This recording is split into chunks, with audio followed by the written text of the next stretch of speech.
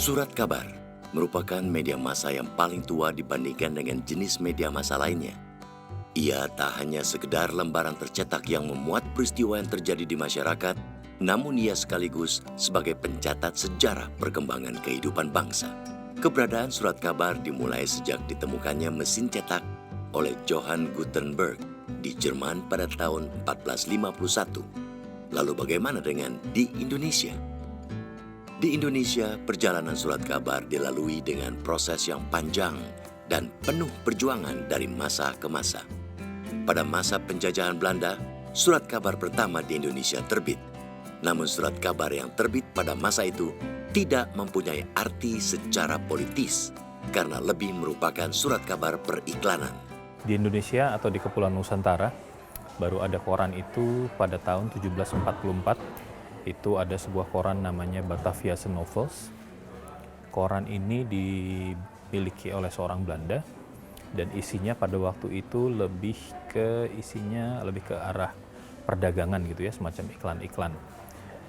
Memasuki abad 18, terbitlah surat kabar resmi kedua era pemerintahan Hindia Belanda, Bataviaanse Koloniale Koran. Koran ini masih dalam bentuk teks tulisan tanpa gambar dengan kualitas kertas jauh dari sempurna. Awalnya surat kabar itu adalah berbentuk kertas folio. Ya pada awal tahun abad ke-18 itu masih 2 halaman. Folio 2 halaman itu Anda bayangkan kan sedikit sekali. Ya, tapi lama-lama bertambah halaman, tambah format, tambah besar. Koran-koran yang di zaman Belanda sampai zaman Belanda lah ya, itu praktis bisa dibilang hanya teks saja. Karena pada waktu itu teknologi gambar masih belum bisa dipergunakan begitu. Saya kira mulai ada gambar, foto dan lain-lain itu mulai di zaman Jepang begitu ya. Koran itu mulai agak berwarna itu di akhir masa Orde Baru.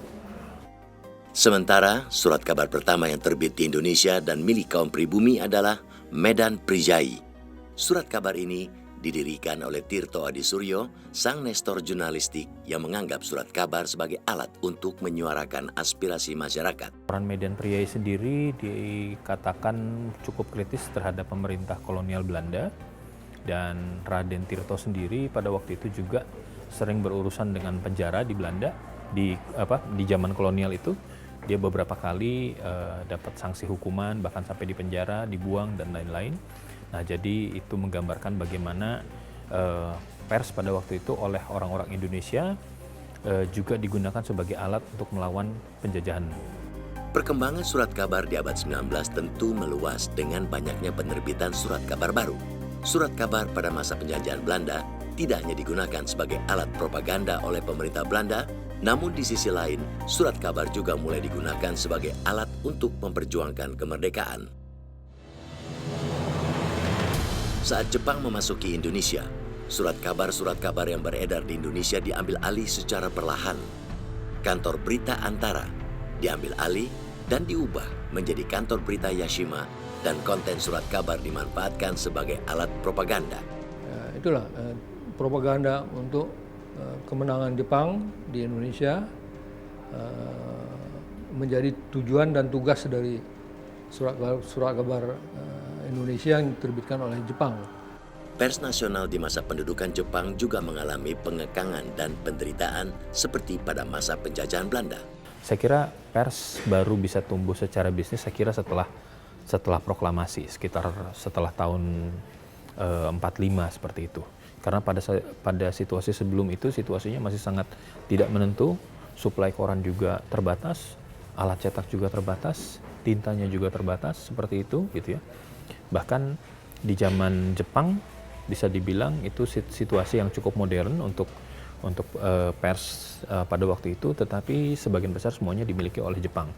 Nah, tetapi ketika setelah proklamasi, sejumlah pemuda seperti Pak BM Diah itu mengambil alih percetakan Jepang, yang lalu kemudian mereka dari situ mendirikan Koran Merdeka.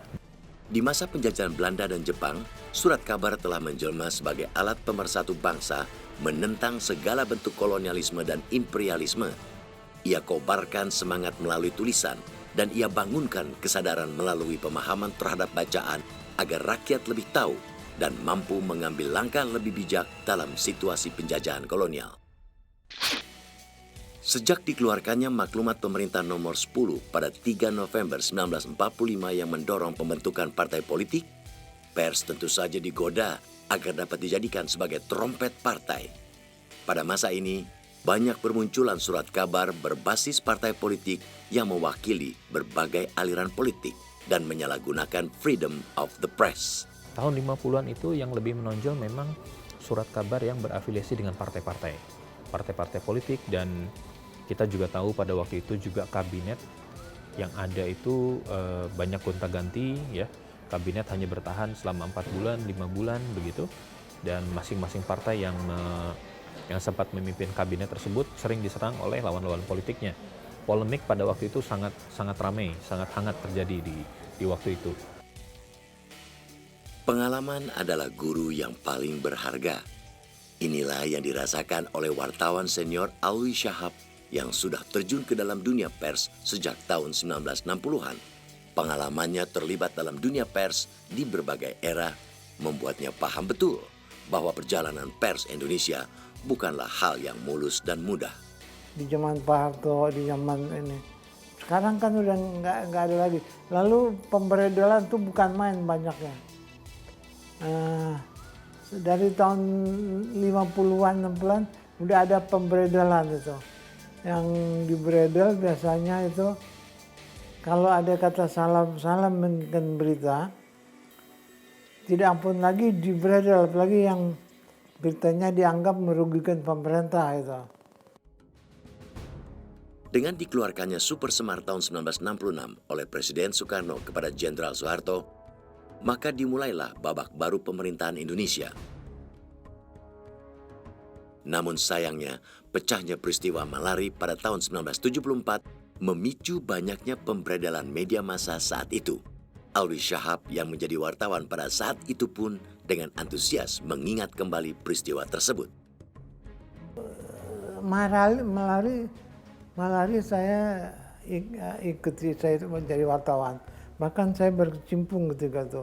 Malari itu kan pembakaran rumah, pembakaran toko, mobil-mobil dibakar itu di beberapa tempat gitu.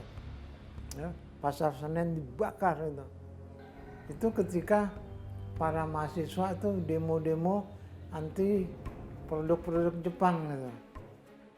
Karena itu menyerang tentang ini, demo-demo yang anti presiden, anti ini itu disapu bersih koran-koran tuh.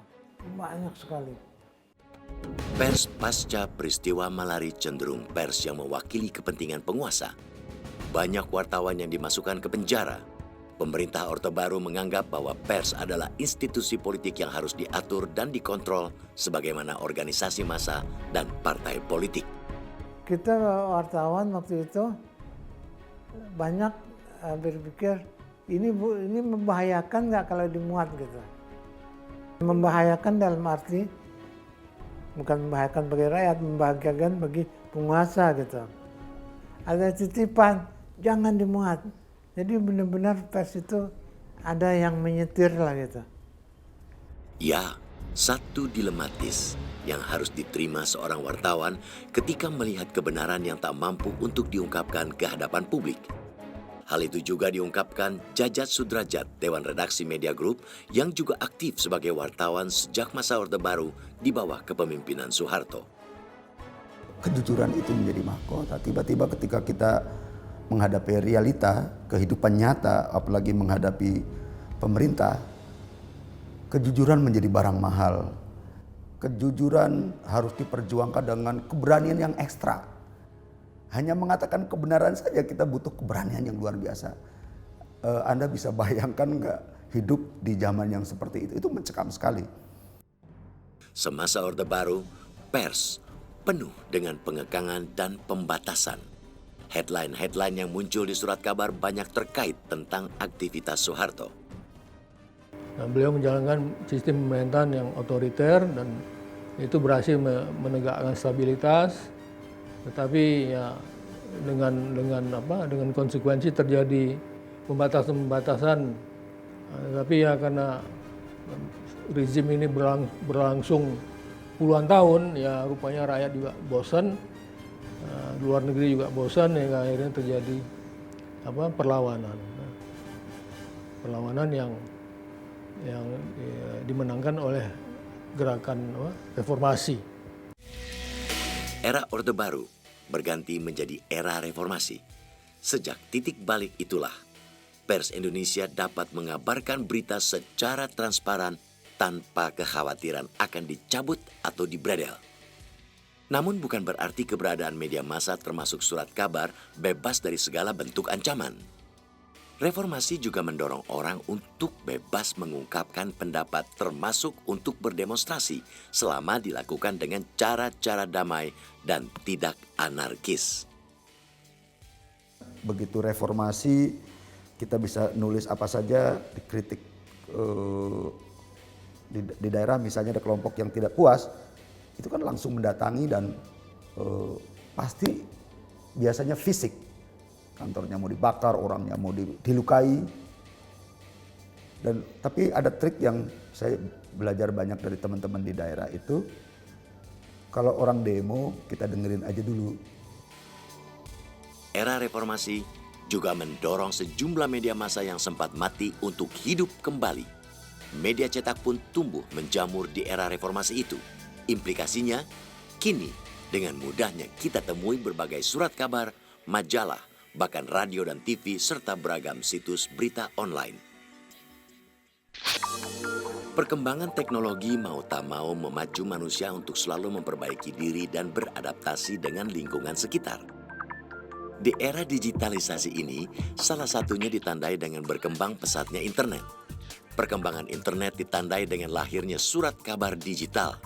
Namun, kehadiran surat kabar digital atau e-paper seakan mengancam keberadaan surat kabar yang sesungguhnya.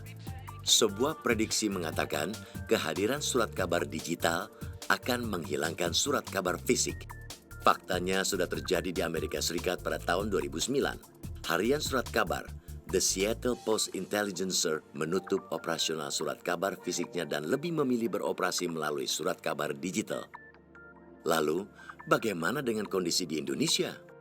Apakah banyak orang akan beralih ke surat kabar digital? Seperti di negara-negara maju? Di negara maju pun media cetak itu masih diperlukan. Memang benar ada 1-2 media yang sudah gulung tikar, tutup, tetapi ya mungkin usianya memang sudah puluhan tahun atau bahkan ratusan tahun kalau di Eropa, di Amerika, jadi mungkin sudah masyarakatnya sudah jenuh atau apa gitu ya. Secara umum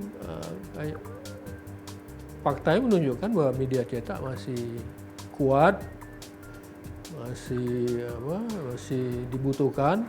Tapi inilah paradoks atau mungkin bedanya ya. Ketika Amerika Utara oplah koran turun, Eropa juga turun, Australia juga turun. Asia itu justru tahun lalu ada pertemuan World Association of Newspaper itu misalnya oplah koran di Asia naik. Tapi jangan lupa ada juga begitu banyak orang yang belum pernah baca koran. Nah, di sini tantangannya, apakah lalu kemudian kita akan mengatakan dalam beberapa tahun ke depan surat kabar cetak itu betul-betul akan habis, semua lari ke gadget? Saya kira butuh ada sejumlah riset untuk membuktikan hal itu. Tetapi saya sendiri agak yakin bahwa surat kabar dalam bentuk cetak masih tetap akan ada, ya, karena bagaimanapun juga misalnya para pengiklan masih merasa bahwa sesuatu yang kelihatan dalam bentuk cetak itu masih lebih dia percaya daripada misalnya sesuatu yang dalam bentuk digital. Tidak selamanya proses digitalisasi media dapat diterima oleh masyarakat. Terlebih lagi masih banyak wilayah di pelosok negeri ini yang sulit diakses. Sehingga hal ini menjadi kendala tersendiri dalam proses distribusi informasi baik secara digital maupun konvensional. Untuk meratakan akses penyebaran informasi, pada tahun 1980-an, pemerintah sempat mengenalkan program koran masuk desa yang tujuannya memberikan akses informasi hingga ke berbagai pelosok daerah. Sehingga lalu kemudian sampai dengan akhir masa Orde Baru, hanya sekitar 300 penerbitan yang ada di seluruh Indonesia. Ini jumlahnya masih sangat kecil. Kalau kita pakai patokan UNESCO itu pakai patokan satu eksemplar surat kabar bisa dibaca oleh 10 orang. Angka itu masih jauh di zaman Orde Baru, sehingga ini yang lalu kemudian memunculkan program yang namanya Koran Masuk Desa untuk menyebarkan tadi itu. Jika pada zaman Orba, pemerintahan berjuang dengan program Koran Masuk Desa, maka di era digitalisasi ini, pemerintah harus berjuang menyamaratakan perkembangan teknologi hingga ke pelosok-pelosok daerah dengan membangun infrastruktur penunjang. Ada orang yang pernah mengatakan begini, di Indonesia selama infrastruktur yang ada itu belum merata, surat kabar masih dibutuhkan. Maksudnya apa? Kita jangan hanya bicara tentang Jawa, Bali, seperti itu, tetapi kita bicara pulau-pulau lain di luar Jawa ini yang punya infrastruktur yang masih terbatas, tidak sebagus seperti yang ada kita nikmati di Jawa ini. Artinya apa? Kalau orang-orang di luar Jawa itu ingin mengakses informasi digital seperti itu, mereka masih punya problem. Tidak secepat dengan yang kita dapatkan di Jawa ini. Nah, karena situasi infrastruktur yang tidak bagus itu, lalu kemudian tetap koran masih punya ruang untuk tampil. Kini jumlah surat kabar di tanah air mencapai ratusan. Hampir setiap daerah memiliki koran lokal setempat.